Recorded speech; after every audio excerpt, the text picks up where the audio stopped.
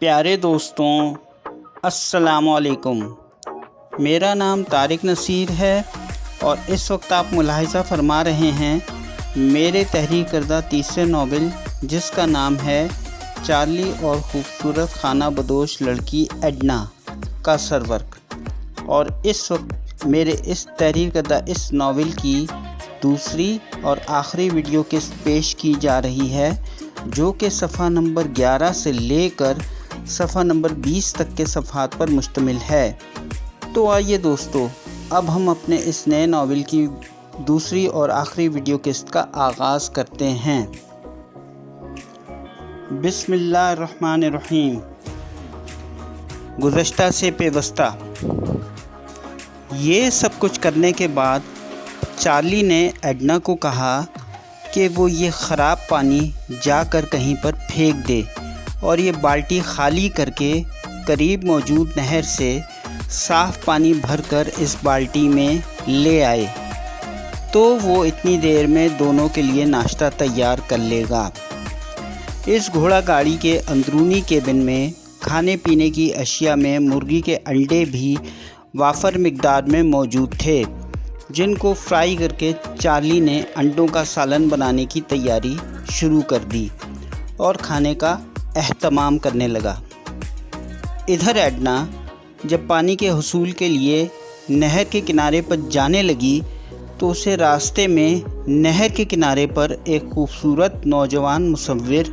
نظر آیا، جو کہ ایک اچھی پینٹنگ بنانے کے لیے اپنے خیالوں میں منہمک اور غرق تھا۔ اس نوجوان مصور کا نام لوائڈ بیکن تھا۔ لوائڈ بیکن نے جب خوبصورت ایڈنا کو دیکھا تو وہ اسے بہت پسند آئی اور اس نے اسے اپنی نئی پینٹنگ کے لیے بحیثیت ایک موضوع کے منتخب کر لیا، جس پر ایڈنا نے اپنی آمادگی کا اظہار کر دیا۔ لوائڈ بیکن نے ایڈنا کو بتایا کہ اس کی بنائی ہوئی یہ پینٹنگ نیو یارک کی ایک بین الاقوامی مصوری کی نمائش میں پیش کی جائے گی، جس پر ایڈنا اور بھی خوش ہو گئی اور کہا کہ چلو، کسی نے تو اسے اپنی پینٹنگ کے لیے بحیثیت ایک موضوع کے منتخب کیا ہے، اور پھر وہ بخوشی اپنی پینٹنگ بنوانے کے لیے رضامند ہو گئی۔ ایڈنا کی قمیص کی باہنی طرف کی آستین پھٹی ہوئی تھی اور اس کی کوہنی اور کندھے کے درمیان سامنے کی طرف ایک زخم شیمروک کے سائز کا ایک منفرد نشان بھی موجود تھا۔ شیمروک کہتے ہیں 3 پتوں والی گھاس کو۔ جب ایڈنا اپنی پینٹنگ بنوانے کے لیے لوائڈ بیکن کے سامنے کھڑی ہوئی تو لوائڈ بیکن نے اس سے پوچھا کہ یہ نشان کیسا ہے، تو ایڈنا نے لوائڈ بیکن کو بتایا کہ یہ اس کا پیدائشی نشان ہے۔ تو پھر لوائڈ بیکن نے اسے کہا کہ وہ جس زاویے سے اس کی اس پینٹنگ کے لیے کھڑی ہوئی ہے تو اس پینٹنگ میں یہ نشان واضح طور پر نمودار ہوگا، تو اسے اس بات پر کوئی اعتراض تو نہیں ہوگا، جس پر ایڈنا نے لوائڈ بیکن کو شیمروک کے اس پیدائشی نشان کے ساتھ ہی یہ پینٹنگ بنانے کی اجازت دے دی۔ ادھر ایڈنا کی والدہ، جن کا نام شارلٹ میناؤ تھا اور جو نیو یارک کی ایک بہت مشہور سماجی شخصیت بھی تھیں اور جن کا تعلق نیو یارک کے ایک بے حد امیر خاندان سے تھا، وہ اپنی پیاری اور لاڈلی بیٹی ایڈنا پرووائنس کی گمشدگی پر بے حد رنجیدہ رہتی تھی، جو ان سے بچپن ہی میں بچھڑ گئی تھی۔ شارلٹ میناؤ ایک روز اپنی میز پر بیٹھ کر اپنی پیاری اور لاڈلی بیٹی ایڈنا کی بچپن کی ایک خوبصورت تصویر کو دیکھ رہی تھیں اور پھر وہ بہت غمزدہ ہو گئی تھیں۔ ان کی چھوٹی بہن سیسل آرنلڈ، جو کہ اس وقت ان کی اس میز کے قریب ہی موجود تھی، وہ بھی ان کے قریب آ کر بیٹھ گئیں۔ اس وقت سیسل آرنلڈ بھی غم میں ڈوبی ہوئی اپنی بڑی بہن شارلٹ میناؤ کو دلاسا دیتے ہوئے کہنے لگی کہ اللہ نے چاہا تو آپ کی پیاری بیٹی ضرور لوٹ کے آپ کے پاس آ جائے گی۔ ادھر ایڈنا کی پینٹنگ مکمل ہونے کے بعد ایڈنا اور لوائڈ بیکن ٹہلتے ہوئے واپس اپنی گھوڑا گاڑی کے پاس جا پہنچے، جہاں پر لوائڈ بیکن نے چارلی کو ایڈنا کی بنائی ہوئی اپنی پینٹنگ دکھائی اور پانی کی وہ خالی بالٹی بھی بھر کر لا کر چارلی کو دے دی، جسے چارلی نے ایڈنا کو بھرنے کے لیے بھیجا تھا۔ لیکن उस वक्त तक चार्ली की भूख से हालत बेहद ख़राब हो चुकी थी और एडना के इंतज़ार ने तो उसके सब्र का पैमाना ही लबरेज कर दिया था। फिर एडना ने चार्ली से लॉयड बेकिन का तारुफ करवाया और उसे बताया कि किस तरह से उसे अपनी ये पेंटिंग बनवाने में इतना वक्त लग गया और किस तरह से उसे चार्ली के पास वापस आने में इतनी ताख़ीर हो गई। चार्ली ने एडना के साथ साथ लॉयड बेकिन को भी खाने की पेशकश की, लेकिन एडना तो लॉयड बेकिन के साथ अपनी गुफ्तगू में इस कदर मगन हो गई थी कि उसे खाने की भी होश ना रही। लेकिन चार्ली ने उन दोनों की गुफ्तगू के दौरान अपने हिस्से का खाना खाता रहा ताकि उसके पेट की भूख मिट सके। इस दौरान लॉयड बेकिन एडना से इजाज़त लेकर रुखसत हो गया, तो फिर एडना बग़ैर अपनी पलकें झपकाए उसे जाते हुए मोहब्बत से बहुत देर तक देखती रही और चार्ली एडना को देखकर अफसोस का इजहार करता रहा। 10 अप्रैल सन 1917 को न्यूयॉर्क की grand central palace art gallery में सोसाइटी ऑफ इंडिपेंडेंट आर्टिस्ट्स नामी फ़नकारों की एक बैनुल-अक़वामी तंजीम के ज़ेर एहतमाम पूरी दुनिया से आने वाले मुसव्विरों के आर्ट के नमूनों और मुसव्विरी की आला मेयार की पेंटिंग्स की नुमाइश मुनक़िद हुई। इस नुमाइश में लॉयड बेकिन की एडना की मुसव्विरी की पेंटिंग को पहला इनाम दिया गया। लॉयड बेकिन ने इस नुमाइश में न्यूयॉर्क की मुमताज़ समाजी खातून शख्सियत शार्लेट मेनाओ और उनकी छोटी बहन सेसिल आर्नल्ड को भी शिरकत की दावत दी थी, जिसे उन्होंने बखुशी कबूल कर लिया था। उस रोज़ शार्लेट मेनाओ उनकी छोटी बहन सेसिल आर्नल्ड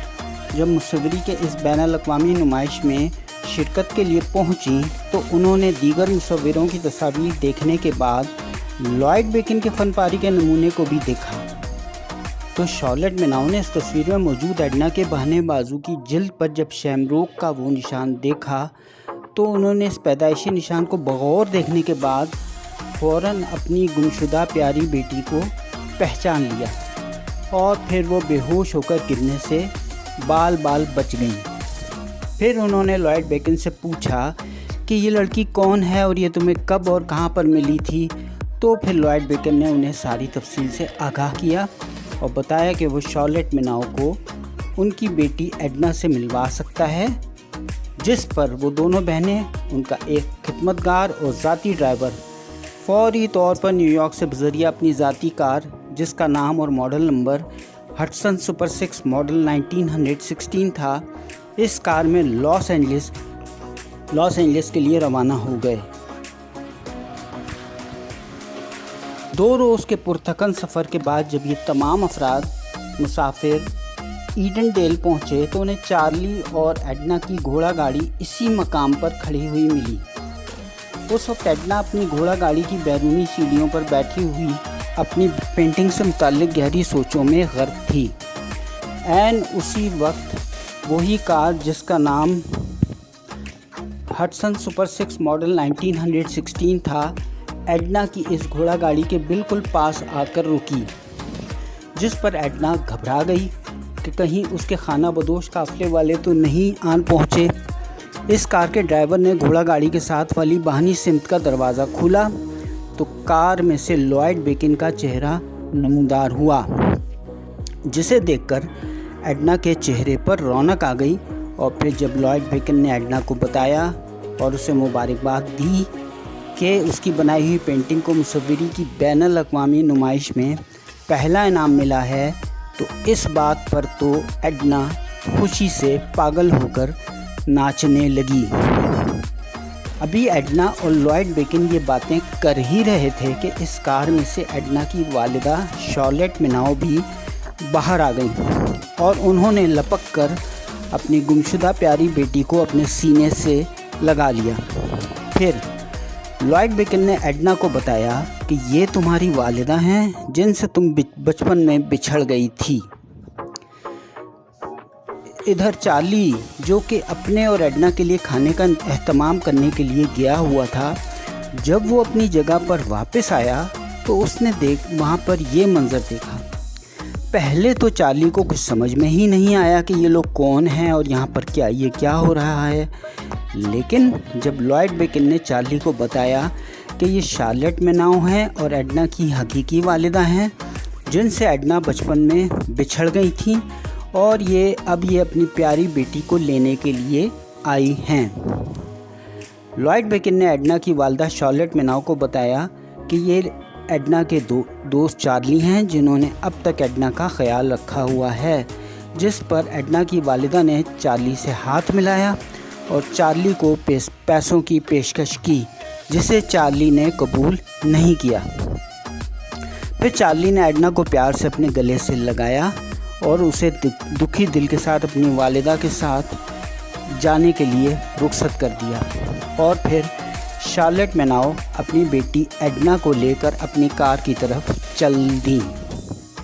इसके बाद चार्ली ने लॉयड बेकिन से भी मुसाफिया किया और उससे भी हाथ मिलाकर उसे भी रुखसत कर दिया और फिर ये लोग अपनी कार में बैठकर वापस न्यूयॉर्क के सफ़र की तरफ रवाना हो गए। चार्ली उनकी कार को गमज़दा और अलविदाई नज़रों से जाते हुए देखता रहा, लेकिन अभी एडना की कार कुछ दूर ही गई थी तो एडना के